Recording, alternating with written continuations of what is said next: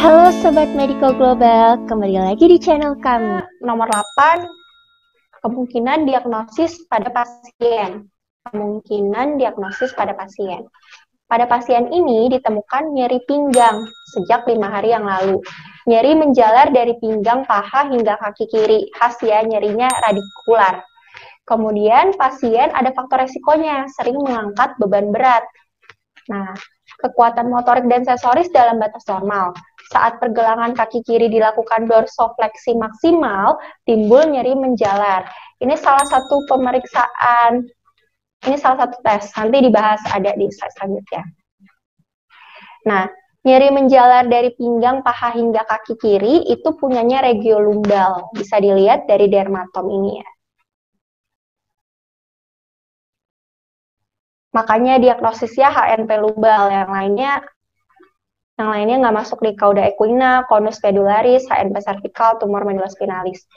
Nyeri yang menjalar dari pinggang, paha hingga kaki kiri punya regiolumbal. Ingat-ingat ya.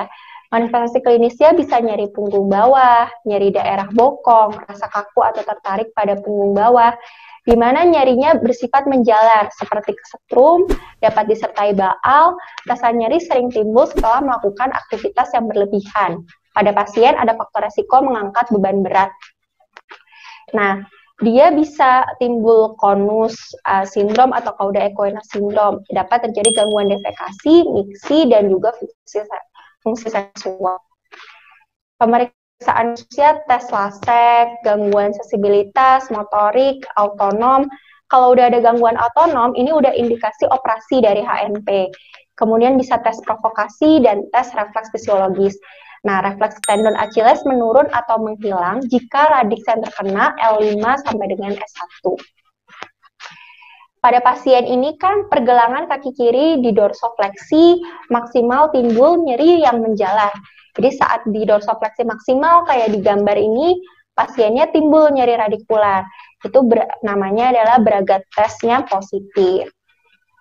Nah, untuk tata laksananya, di terapi farmakologis selama 3-6 minggu. Kalau tidak membaik, rujuk. Perlu pencitraan atau perlu tata laksana lebih lanjut. Tapi kalau membaik, lanjutkan. Nah, untuk tata laksana dari HNP ini bisa dikasih NSAID. Kalau nyeri menetap selama 6 bulan dan ada kelainan pada MRI-nya, dapat dilakukan operasi. Nah, ini tadi conus medularis sama cauda equina.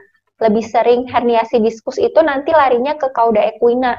Kalau conus medularis ini penyebabnya lebih sering karena trauma. Untuk vertebra level yang terkenanya, kalau conus medularis L1 sampai L2, kalau cauda equina dia di bawah L2 sampai dengan sacrum.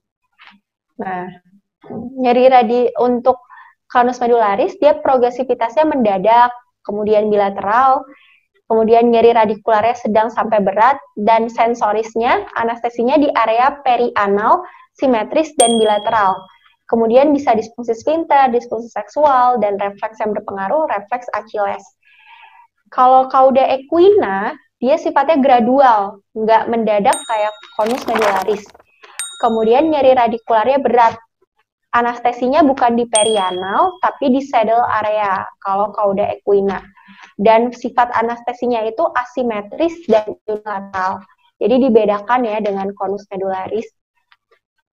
Kemudian inkontinensia urinnya terjadinya belakangan. Kalau conus medularis terjadinya lebih awal. Nah, refleks yang terpengaruh bisa patella dan bisa Achilles pada cauda equina syndrome. Nah, kenapa nggak cauda equina? Dapat disebabkan oleh HNP, tapi di pasien ini nggak ada disfungsi otonom. Conus medularis nggak ada juga manifestasi dari anestesi perianalnya. Kemudian HNP, ini diagnosis pasiennya ya, HNP lumbal, karena nyerinya radikularnya di lumbal.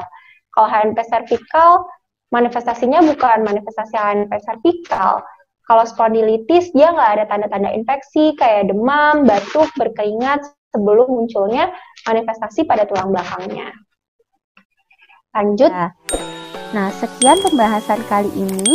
Jika ada yang mau ditanyakan atau kritik dan saran, silahkan tulis di kolom komentar. Jangan lupa like, comment, and subscribe. Terima kasih.